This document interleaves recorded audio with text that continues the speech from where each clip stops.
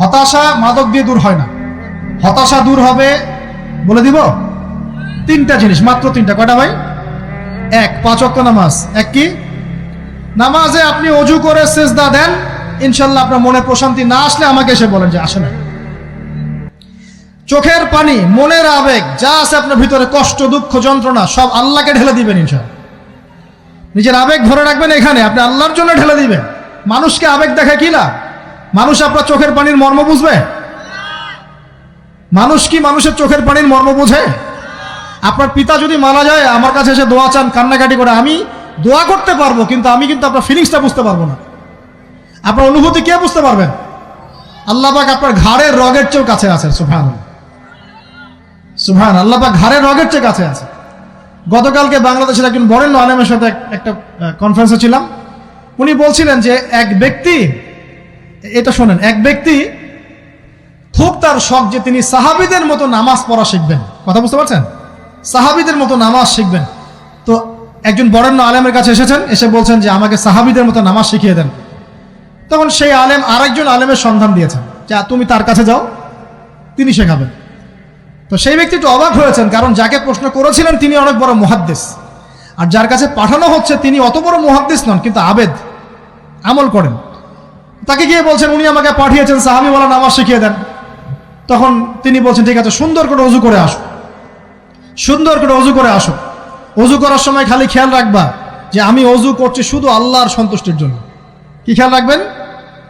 অজু করছি শুধু আল্লাহকে রাজি খুশি করার জন্য অজু করছে, আর কোনো উদ্দেশ্য নাই আমার।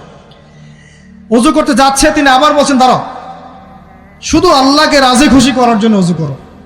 আবার শুরু করছেন, আবার বলছেন শোনো, শুধু আল্লাহকে রাজি খুশি করার জন্য অজু করো।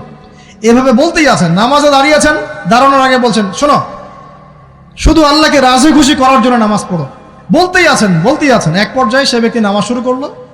নামাজে মনোযোগ এদিক ওদিকে যায়, আর তার মাথায় এটা আসে, এই শুধু আল্লাহকে রাজি খুশি করার জন্য আমাকে নামাজ পড়তে হবে, শুধু আল্লাহকে রাজি খুশি করার জন্য নামাজ পড়তে হবে। এই চিন্তা তার মনের মধ্যে ঘুরপাক খাচ্ছে। এভাবে নামাজটা সে শেষ করে চিন্তা করছে যে নামাজ তো পুরোপুরি মনোযোগ দিতে পারলাম না। বারবার মাথার মধ্যে এরকম চিন্তা আসছে, আল্লাহ আমাকে তো মাফ করে দাও, নামাজটা আমার মনে হলো না ঠিক মতো। তখন সে ফিরে এসে তার সে ওস্তাদকে বলছেন আমার তো নামাজ এরকম করে পড়লাম, কিন্তু শেষমেশ মনে হলো যে নামাজটা হয়তো কবুল হয় নাই, আল্লাহর কাছে খুব মাফ চাইলাম, আল্লাহ আমাকে মাফ করে দাও, নামাজটা মনে হলো না। তখন সেই যে প্রথম ব্যক্তি যিনি পাঠিয়েছেন তিনি বলছেন এটাই হলো সাহাবীওয়ালা নামাজ। তারা আল্লাহকে রাজি খুশি করার জন্য নামাজ পড়তেন, নামাজ শেষ করে আল্লাহর কাছে ইস্তেগফার করতেন, আল্লাহ কিছুই হলো না, কিছুই হলো না। আমার কথা কি বুঝতে পারছেন? অতএব আল্লাহকে রাজি খুশি করার জন্য আপনি আপনার আবেগ, আপনার ইবাদত সব ফেলে দিবেন ইনশাআল্লাহ। অন্য কারো কাছে কিছু পাওয়ার আশা করব। আমাকে আল্লাহ পাঠিয়েছেন দুনিয়াতে নামাজ পড়তে, রোজা রাখতে, দিনের প্রচার করতে, দিনের জ্ঞান অর্জন করতে, এই তো। তা আমি একজন মেয়ের জন্য জীবন নষ্ট করে দিব কেন? আমি তাহলে আল্লাহর কাছে কি মুখ দেখাবো, আর নবীর কাছে কি মুখ দেখাবো? ওখানে গিয়ে বলবো আল্লাহ আমি আমার অমুক প্রেমিকার জন্য আশেক হয়ে একদম জীবন দিয়ে দিয়েছি, আত্মহত্যা করেছি। গেছে ভাই, যাইতে দেন। যে ব্যক্তি আপনার অবস্থানকে মূল্যায়ন করে নাই, সে আপনার যোগ্য ছিল না। এখন আপনি কি করবেন? নিজের অবস্থান উন্নত করেন, আপনার পিছনে লাইন ধরে ঘুরবে ইনশাআল্লাহ। এটাই বাস্তবতা। দুনিয়া খুব খারাপ জিনিস।